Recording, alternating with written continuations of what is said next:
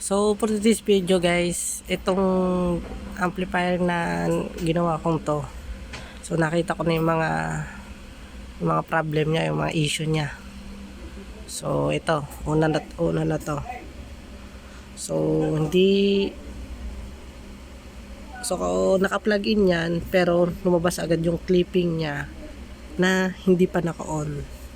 So meron siyang problem sa switching or kaya sa relay section. So i-on ko. Ayan. Magkokos yun ng tapos pag pinatay natin, ayan, iilaw yung ano niya. Magkokos kasi yun ng humming. So ayusin ko pa yan. Yun yung una kong nakita. Tsaka yung pangalawa kong nakita, na-off na yan natin na may ilaw pa rin sila. Yung sunod kong nakita dito at napansin, yung sounds niya. So naka full volume siya. Naka full volume na siya pero mahina yung sounds niya. Parang natatransfer lang niya sa init. Kumbaga parang dapat malakas na yung sounds niya pero hindi siya makapag sounds ng malakas. Siguro may problem sa circuit na meron pang mga i-adjust na mga parts doon. So ito.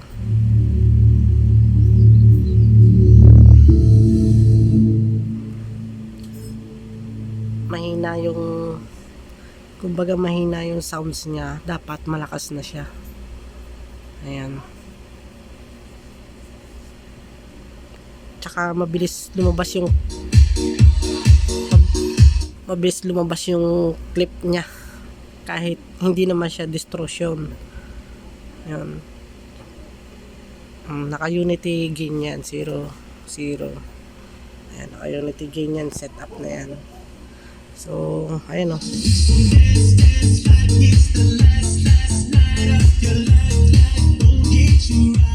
Mahina siya mga boss. So may problem pa siya. So may makakalikutin pa ako dyan mga parts. So ito, baklas ulit. Hanapin ko muna yung problem niya. Sigurado ko dito may namali lang akong parts na nailagay. So testing ko nga yung bias niya tsaka yung DC offset. Ayan.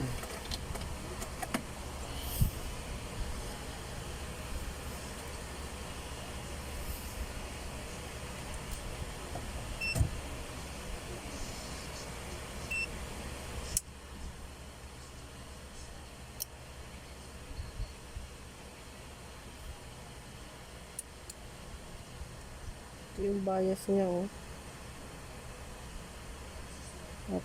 Napakaganda naman. 0.3.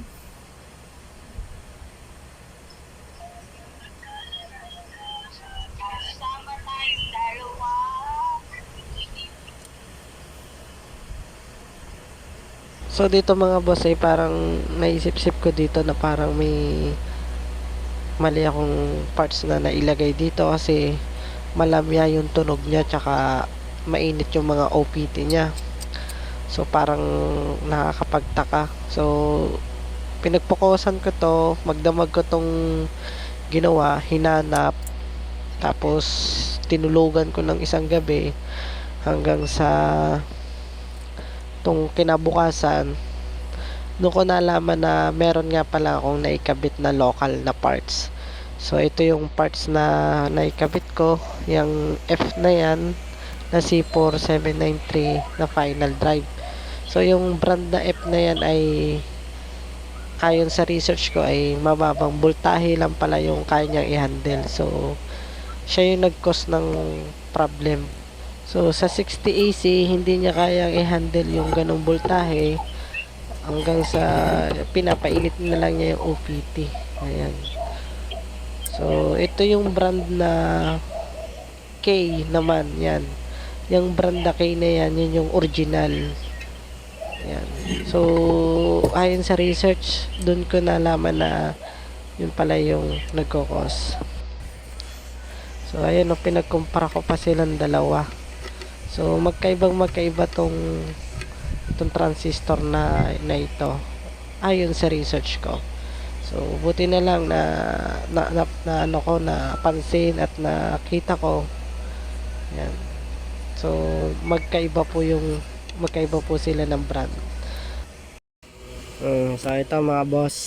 Yan. Okay na ulit. So, yung pinalitan ko lang dito yung sa bus stage. Dito. Yan. Yung tong transistor na to. Malaking pagkakaiba po ng dito kaysa sa dito. So, mapapansin po yan ng mga nagdi-DIY or technician. So, kapag nataasan to ng voltahe, parang ano, malamya yung tunog.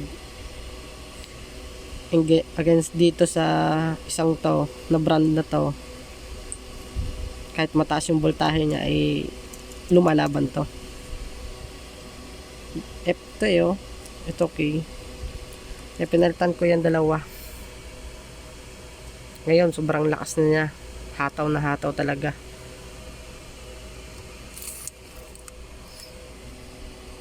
Tapos nag-add ako ng resistor dito. Transformer mula dito sa papuntang relay section para iwas humming. So on natin.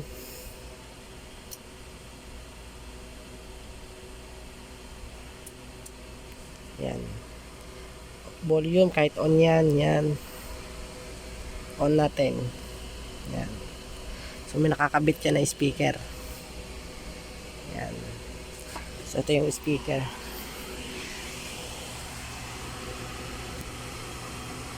Yan. So wala. So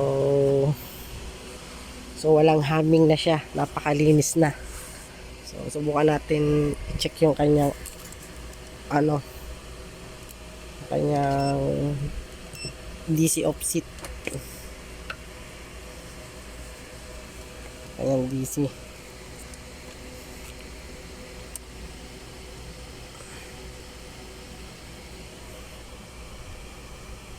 Yan o, 9 millivolts dito sa kabila. Yan, 4. So sa kanyang bias, ito delikado to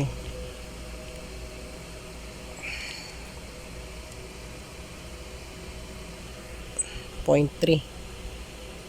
Napakaganda. Baba sa 0.3. So pwede na itong ilaban.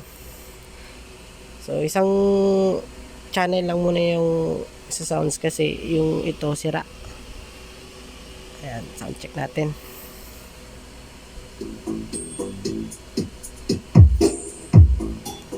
Angas. Bukas sound check na to kasi gabi na.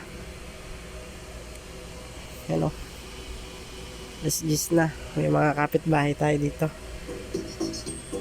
At least nalaman ko na yung dahilan. So dito yung kanyang final drive Okay. Kaya sabi ko umiinit yung output nito. Tapos ang taas ng DC, hindi naman sabog yung sounds niya o distortion yung sounds. Sabi ko parang may mali dito. So may nakabit lang talaga akong parts na local. So ingat-ingat sa mga nagdi-DIY.